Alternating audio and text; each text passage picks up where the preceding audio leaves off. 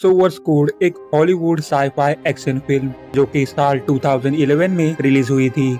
इस मूवी की IMDb rating 7.5 out of 10 है। कहानी की शुरुआत में एक ट्रेन को दिखाया जाता है जो कि शिकागो जाने के लिए डिपार्चर हुई थी। उसी ट्रेन में अमेरिकी सेना के पायलट कैप्टन कोल्टर स्टीवंस नींद से जग जाता है।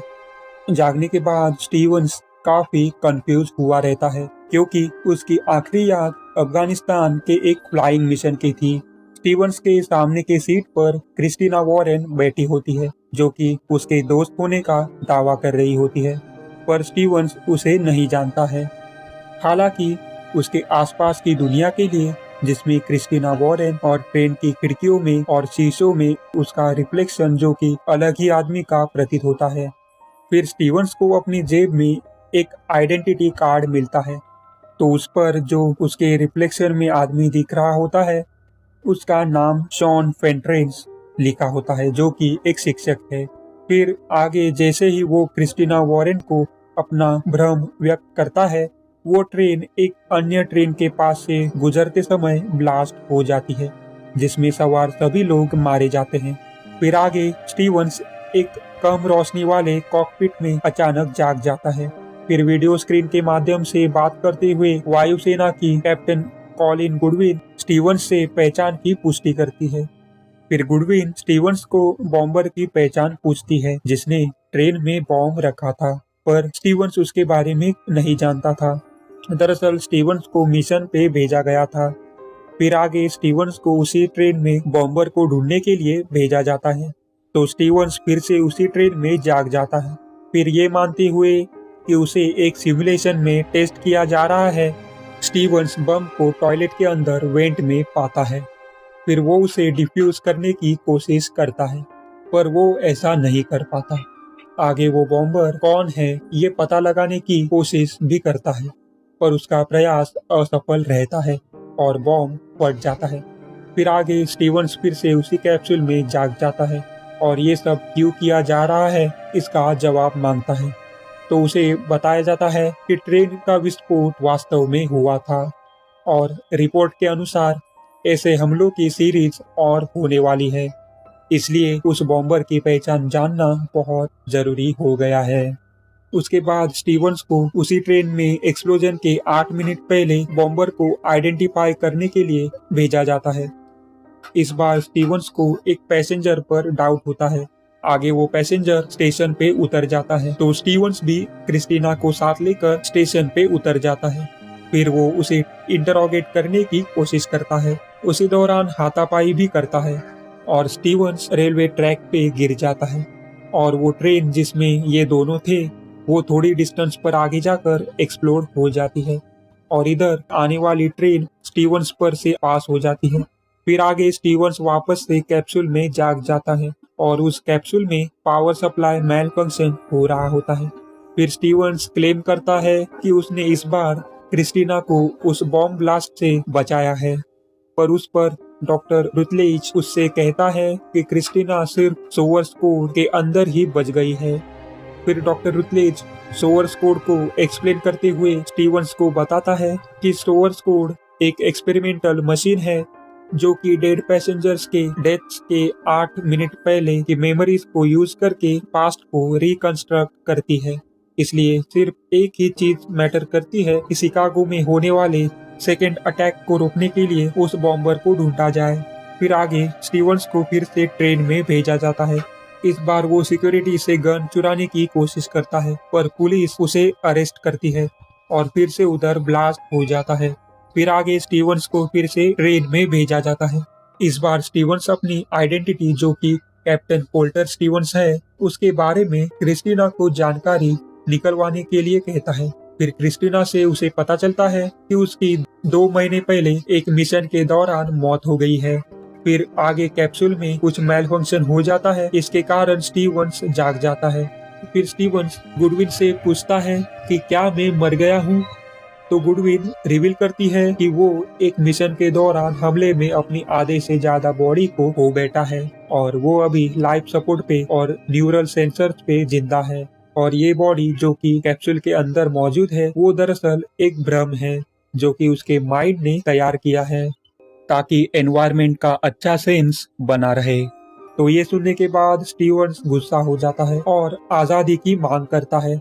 फिर डॉक्टर रुटलेज स्टीवंस को ऑफर देता है कि इस मिशन को पूरा करने के बाद लाइफ सपोर्ट हटा दिया जाएगा और स्टीवंस इस ऑफर को एक्सेप्ट भी करता है। फिर से स्टीवंस को ट्रेन में भेजा जाता है। इस बार वो बॉम्ब से अटैच्ड फोन को निकालता है। दरअसल इस फोन पर बॉम्बर कॉल करके बॉम्ब पे वाइब्रेशन क्रिएट करवा के एक्सप्लोजन करवाता है। फिर उस फोन से डायल्ड नंबर पे कॉल करके बॉम्बर को ढूंढने की कोशिश करता है। तो उसकी नजर एक आदमी पर जाती है जो कि ट्रेन से उतरकर अपना वॉलेट ट्रेन में ही छोड़ देता है। दरअसल यही बॉम्बर होता है और वो ऐसा जानबूझकर करता है ताकि वो भी इस ब्लास्ट में मारा गया है ऐसा पुलिस को इन्वेस्टिगेशन करते हुए लगे। और आगे स्टीवंस उस वॉलेट को उठाकर देखता है। उस वॉलेट में उसका लाइसेंस होता है। उस लाइसेंस में उस बॉम्बर का नाम डेरेक फ्रॉस्ट लिखा होता है। फिर उसके बाद स्टीवंस स्टेशन पे उतर जाता है और फ्रॉस्ट का पीछा करता है। तभी वो फ्रॉस्ट को एक वैन के अंदर जाते हुए देखता है। तो स्टीवंस भी उस वैन के अंदर जाकर फ्रॉस्ट को गन पॉइंट पर रखता है। उसी दौरान वो बॉक्स में काफी सारे बॉम्ब्स देखता है। तभी क्रिस्टीना भी स्टीवंस को फॉलो करके उधर आ जाती है। ये स्टीवंस देख लेता है। इससे स्टीवंस डिस्ट्रैक्ट हो जाता है और इसका फायदा उठाकर फ्रॉस्ट स्टीवंस को गन से शूट करता है और तुरंत बाद वो क्रिस्टीना को भी गन से शूट कर देता है। उसी दौरान वो ट्रेन थोड़ी दूर पर ब्लास्ट हो जाती है। दरअसल बॉम्ब पे एक और फोन अटैच्ड होता है। इसकी वजह से स्टीवंस के द्वारा फोन निकालने के बावजूद भी फिर से ट्रेन में ब्लास्ट हो जाता है। फिर आगे सोवर्स कोर्ट के बाहर स्टीवंस गुडविन को उस बॉम्बर का नाम और उसके वैन का नंबर बता देता है जिससे पुलिस फ्रॉस्ट को अरेस्ट कर लेती है और सेकेंड अटैक जो कि शिकागो में होने वाला था उसे रोक लिया जाता है। फिर स्टीवंस को भी मिशन को कंप्लीट करने के लिए कॉन्ग्रेचुलेट किया जाता है। थोड़ी देर बाद स्टीवंस गुडविन से उसको उसी टाइम लूप में एक बार भेजने के लिए कहता है। दरअसल स्टीवंस पास्ट में जो ब्लास्ट हुआ उसे रोकना चाहता है।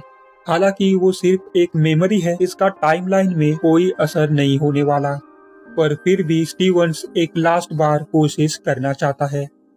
फिर गुडविन इसके लिए तैयार हो जाती है और स्टीवंस को प्रॉमिस करती है कि 8 मिनट बाद वो उसका लाइफ सपोर्ट डिस्कनेक्ट करेगी।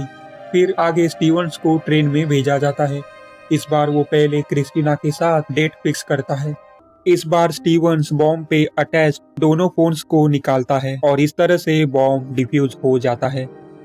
फिर फ्रॉस्ट को ट्रेन से उतरने से रोकता है और हथकड़ियों से बांध कर रखता है और पुलिस को एज अ फ्रॉस्ट कॉल करके बॉम्ब के बारे में बताता है। उसी दौरान सोवर्स कोर्ट के बाहर डॉक्टर रुटलेज गुडविन को प्रॉमिस के मुताबिक जो कि स्टीवंस से किया था स्टीवंस का लाइफ सपोर्ट हटाने से मना करता है क्योंकि स्टीवंस एकमात्र कैंडिडेट है जो कि सोवर्स कोड में सक्सेसफुली एंटर हो गया है। दरअसल डॉक्टर रुटलेज स्टीवंस का इस्तेमाल और ऐसे मिशंस के लिए करना चाहता है। आगे स्टीवंस अपने पिता को स्टीवंस का फ्रेंड बनकर कॉल करता है और उनके बेटे की यानी कि उसकी खुद की डेथ होने की वजह से जो उनको दुख हुआ है उसमें उनकी हिम्मत बढ़ाता है। आगे वो गुडविन को एक ईमेल भी करता है। फिर थोड़ी देर बाद गुडविन डॉक्टर रुटलेज की ना सुनकर 8 मिनट पूरे होने के बाद स्टीवंस का लाइफ सपोर्ट डिस्कनेक्ट करवाती है। पर सोवर्स कोड में स्टीवंस के आजू बाजू की दुनिया नॉर्मली चल रही होती है। फिर आगे क्रिस्टीना और स्टीवंस ट्रेन से उतरकर डेट पर जाते हैं।